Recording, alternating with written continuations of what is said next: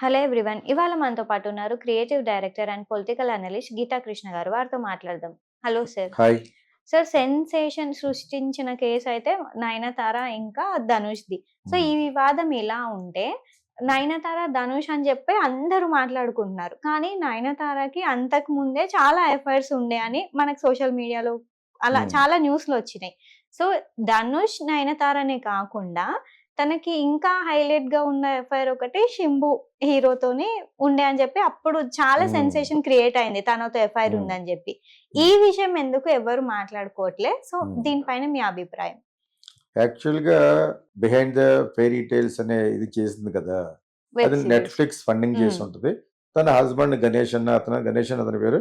హ్మ్. అతని హస్బెండ్ గణేష్, శివ గణేష్ హ్మ్. ఏదో ఉంటది. అతను చేసి దేనికి పబ్లిసిటీ కోసం ఒక వివాదం పట్టుకొచ్చింది తను. హ్మ్.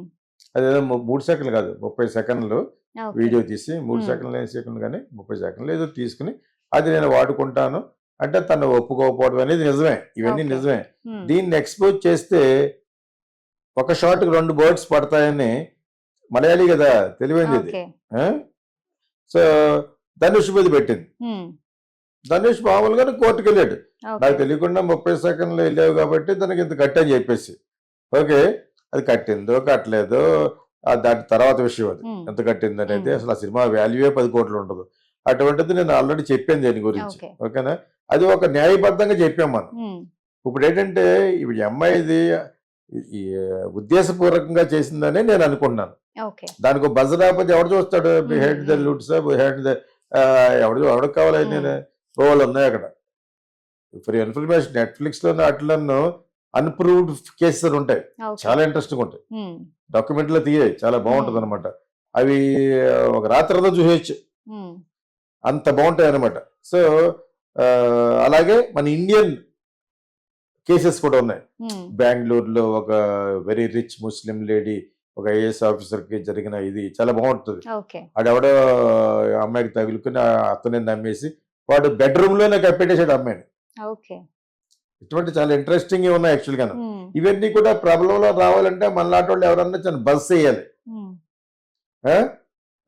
వాడు చేసినోడు అన్ని అబద్ధాలండి. నేనేదో చెప్తా సంథింగ్ లైక్ థట్.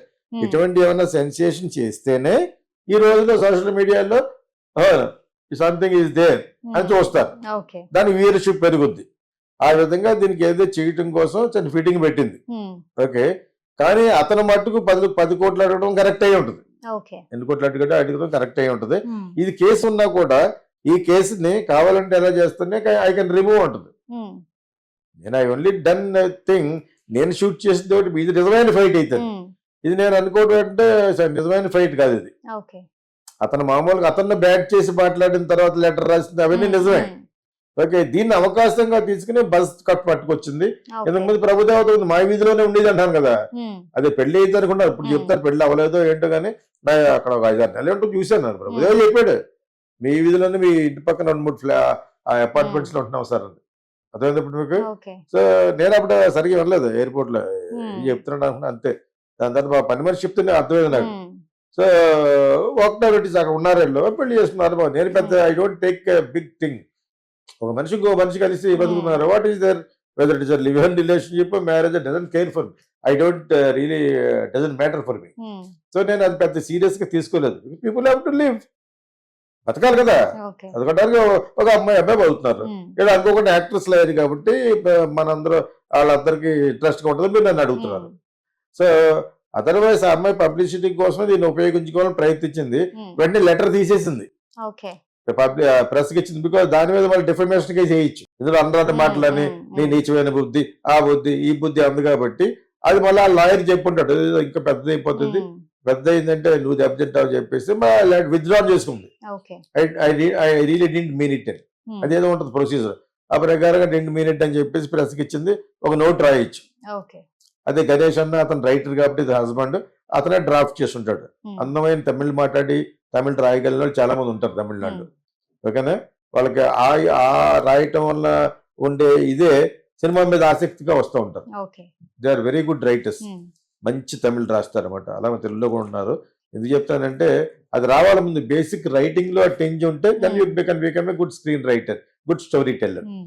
ఇది సినిమా ఫీల్డ్‌కి కావాల్సిన మెయిన్ లక్షణాలు యాక్చువల్‌గా.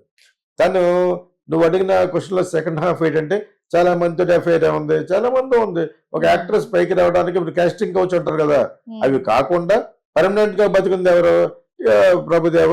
దీనికంటే ముందు వాడు play boy, Indian play boy ఎవరు? చెంబు. డైరెక్ట్ కరిచేస్తారు పెద్దల్ని.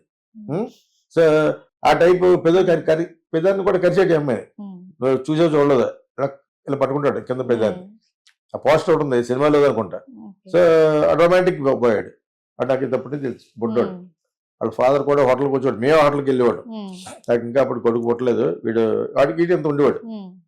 హాలీవుడ్ హోటల్ అని నైట్ టైం వెళ్ళేవాడు అనమాట. సో వాడు యాక్టర్, వాడు ఇదిగా అయ్యాడు, మంచి యాక్టర్ అతను యాక్చువల్లీ.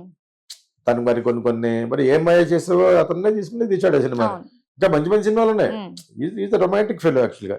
అక్కడక్కడ మరి మిస్టేక్లు చేసాడేమో. నా అసిస్టెంట్ కూడా అతను సినిమా డైరెక్ట్ చేశాడు.